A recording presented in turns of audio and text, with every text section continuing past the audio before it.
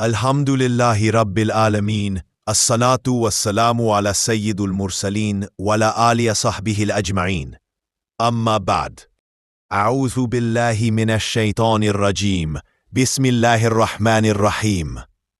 معزز حضرات، آج کے بیان کا موضوع وہ عظیم دعا ہے جو صحیح بخاری میں حضرت ابن عباس رضی اللہ تعالیٰ عنہ سے مروی ہے۔ یہ وہ دعا ہے جو ہمارے پیارے نبی صلی اللہ علیہ وسلم رات کے وقت اپنے رب کے حضور مانگا کرتے تھے۔ یہ دعا صرف الفاظ نہیں بلکہ ایمان، توحید، عقیدہ اور بندگی کا کامل سبق ہے۔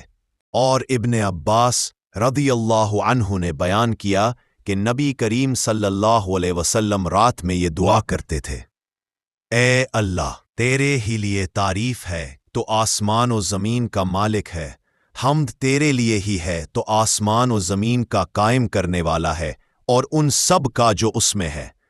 تیری ہی لیے حمد ہے تو آسمان و زمین کا نور ہے، تیرا قول حق ہے اور تیرا وعدہ سچ ہے، اور تیری ملاقات سچ، اور جنت سچ، اور دوزخ سچ ہے، اور قیامت سچ ہے۔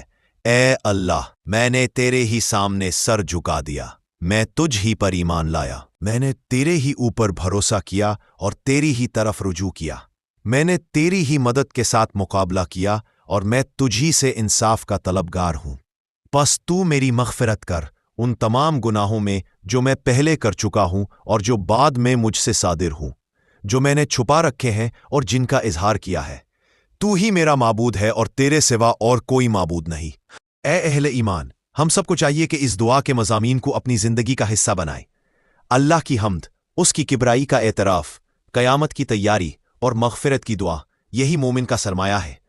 اللہ ہمیں اس دعا کو سمجھنے، یاد کرنے اور عمل کرنے کی توفیق عطا فرمائے۔ ویڈیو کو لائک کرے، چینل کو سبسکرائب کرے اور بیل آئیکن کو کلک کرے۔ جزاک اللہ خیر۔